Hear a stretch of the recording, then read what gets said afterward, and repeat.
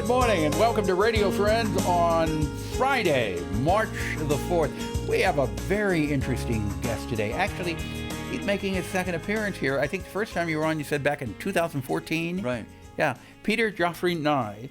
And he has written a book, the second edition, Heart of Lions. And it's a big book. If you like to read, there's good reading here. This is the second edition. Right. Why did you come out with the second edition? Well, I published the first edition in 1988.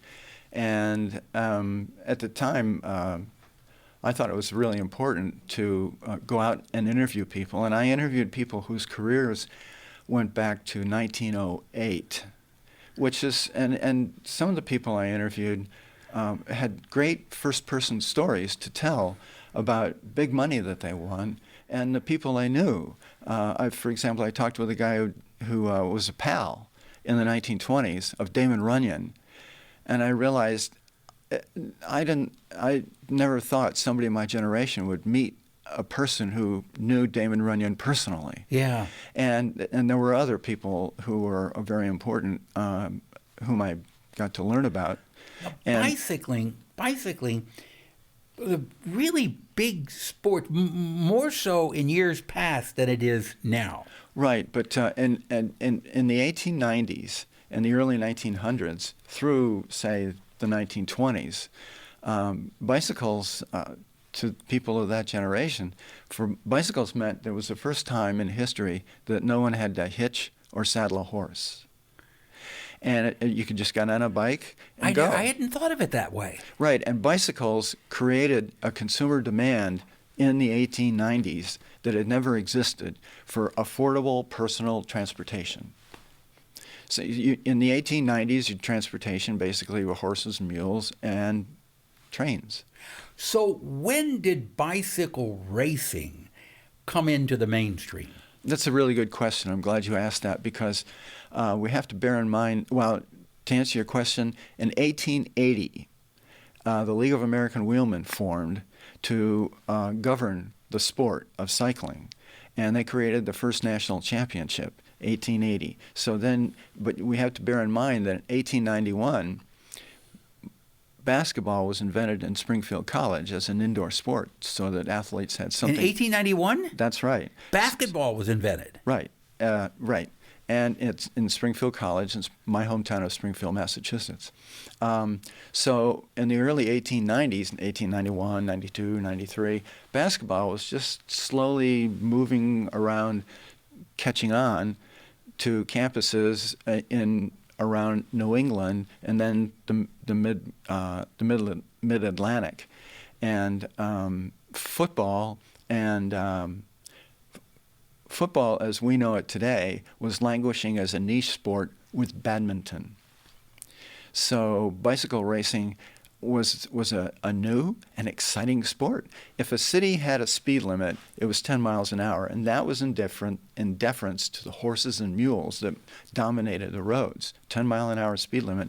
Bicycle racers were going 20, 25. Wow, they were daredevils. They were. They were called scorchers for going so fast and burning up the roads. Anyway, then you had so people wanted to see speed.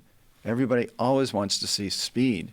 NASCAR thrives today because people want to watch fast cars, and bicycle races were NASCAR of the early 20th century. You are quite the historian. Now you talk about the Tour de France. Right. This came into being when? 1903. It was created as a circulation gimmick for a French in Paris for a newspaper. It was called L'Auto, L'Auto, in honor of these new things called automobiles. And the Tour de France was created as bear in mind, this newspaper, L'Auto, was having a hard time getting advertising. By 1903, the investors said to the publisher, a man named Henri Desgrange, an icon in French publishing history, "Hey, buddy, You know, this is a money loser. We're going to close the doors. All you guys are going to lose your jobs.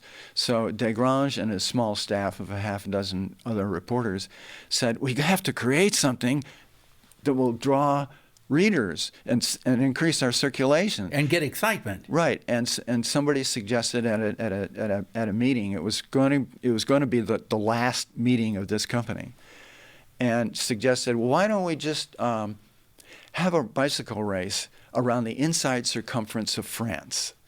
It'll last 3 weeks. And that would give them something to report. Yes, and we could do profiles on the leading riders. We give race reports. Did it save the newspaper? Yeah, and that newspaper is thriving today as the Keep, L'Equipe. It's going strong. And that was because of the Tour de France. That's right. And the Tour de France was invented to keep that newspaper alive. Yeah, it was a circulation gimmick, right? Yeah. Now we've got a couple of minutes left here, but yeah, you're tied to Tour de France. You interviewed some of the winners. Well, yes, I have. Greg LeMond and Lance Armstrong, controversial Lance Armstrong, and yes, I've interviewed some Americans. Yes. Yeah, I want you to tell just the story, as we're almost out of time. You ended up writing an article for USA Today because you were at the White House, and who was coming? And that was Greg LeMond, who had won his first Tour de France. And there were no reporters or media there. That's right. I was outside the black steel fence, waiting for Greg to walk up the sidewalk on Pennsylvania Avenue and enter the White House.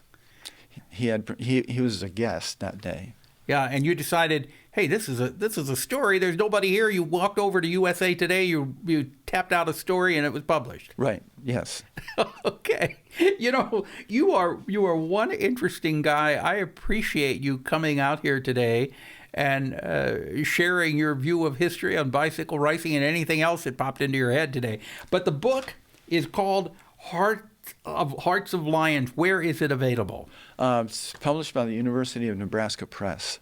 So you can get it through the University of Nebraska Press website. Is it available on Amazon? I'm not sure about Amazon. Okay, but if you Google it, you can find out where you can get it. That's right. Okay, there's a lot of history in there, a lot of history. Yes, thank you. And if you feel like it, we'd love to have you come back from time to time. You're an interesting guy to chat with. Thank you, Paul. Thank you so much.